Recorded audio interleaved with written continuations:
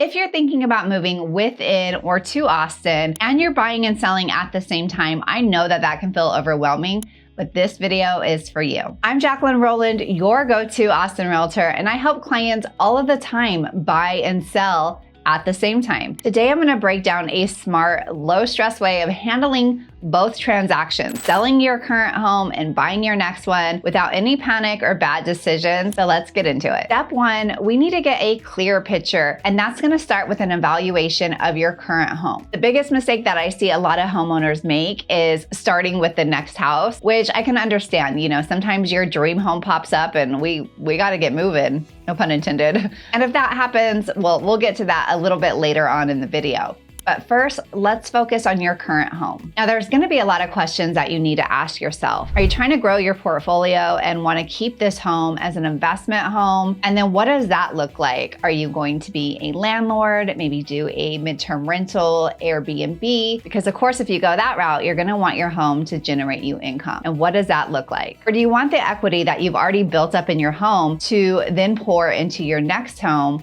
or maybe even other investment? If you're leaning more on the side of growing your portfolio, well, you're gonna first wanna check that you can get pre-approved for your next house while having that other mortgage. And something else to consider that I would talk to your CPA about, if this home is your primary home, when you sell the property, you're not gonna have to pay capital gains tax as long as you've lived there 2 out of the past 5 years. Now, these capital gain taxes can be anywhere from $250,000 as a single person and $500,000 as a married couple. So if you keep it as an investment property, think about how long you want to do that for. Because again, when you go to sell, if you have not lived there 2 out of the past 5 years, then you will have to pay those capital gains tax. Again, I am not a licensed CPA. Talk to your CPA about it. But if we're looking at 20% capital gains tax on $200,000, that's $40,000 that you could be putting in your pocket if you decide to sell earlier than later. Now, if you're leaning the other way of selling so you can get out your equity, then you're gonna want a clear market evaluation of your home. What do we think it can sell for? How much do you owe on the property? Let's get a net sheet of what we think after commissions and closing costs that you'll be walking away with. What's the average days on market? Your realtor can help you break down all of these details so you have a better idea of what your next move is. And if you don't have an agent and want to explore this more, you can always set up a strategy call with me here. Step number 2, getting pre-approved. So now that we have a clear picture on your current home, always the first step when purchasing a home is to get pre-approved. This is gonna help you answer questions like, can we purchase a property first with our current home? Can we keep our current home as an investment home?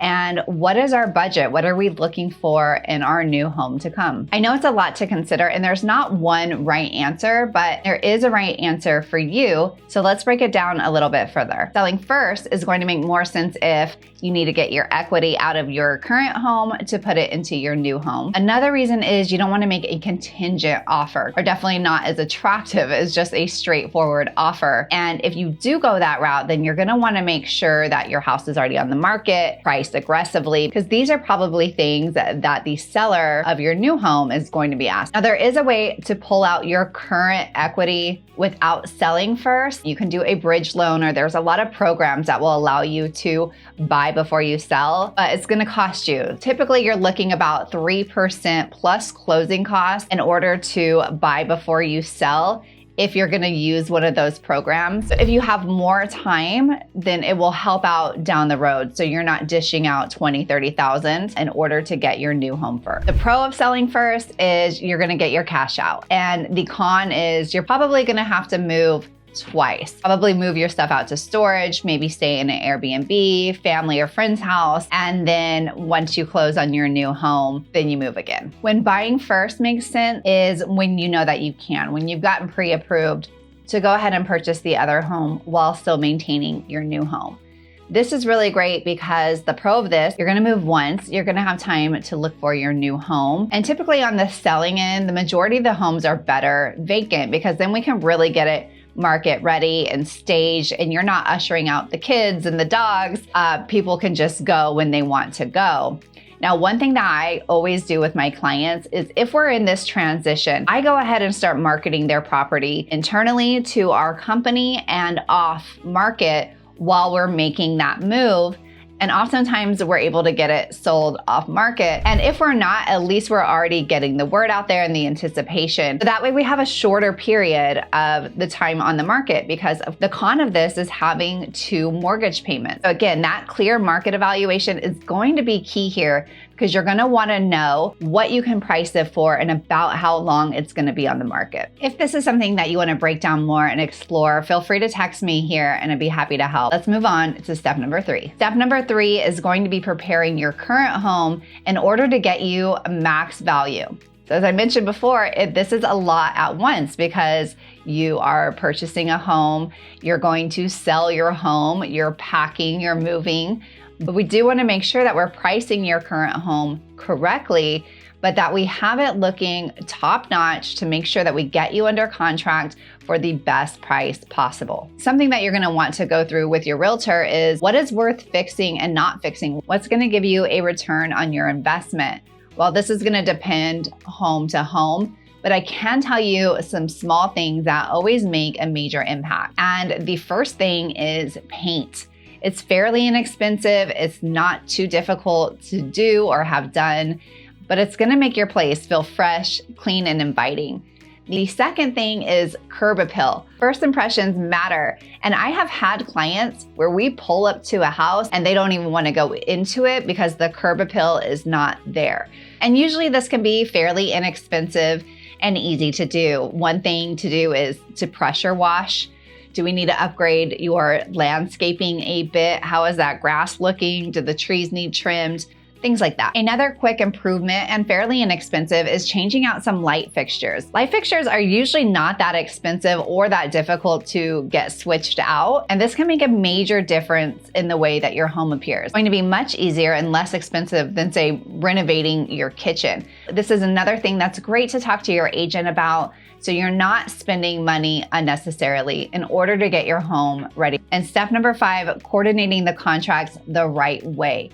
I just had some clients where their dream home popped up, so we had to do the buy before you sell program. That was one transaction. Of course, their new purchase, that's their second transaction. And then we were selling their home, third transaction, 3 transactions in one. This is where having an experienced agent really comes into play, because this can be somewhat of a juggling act, and you're gonna wanna allow some flexibility. Maybe you're gonna need a lease back, or you're doing that contingent offer, or there's repairs that need to be done from inspection on either side. And of course, coordinating closings to make sure that you have the funds that you need. This is a lot at once, so no wonder why it feels so overwhelming. This is where having the right team is going to take off a lot of stress, because they can take some of those concerns off of your plate so you can focus on what matters the most to you, which is getting in your new home and getting the most amount of money for your property. If you want to explore this a little bit more and start putting together a plan for you, again, feel free to reach out to me. Buying and selling doesn't have to feel chaotic, but you do need a clear plan. What's the saying? If you fail to plan, then you plan to fail. Well, I always love a good game plan, because I plan to win and I want my clients to win. Regardless if you're working with me or another agent, just make sure to have a good, clear game plan in place. I hope that this was helpful. Make sure to hit the like and subscribe button. I'm Jacqueline Roland, your go-to Austin realtor. Thanks so much for joining me, and I hope to see you at the next one. Bye.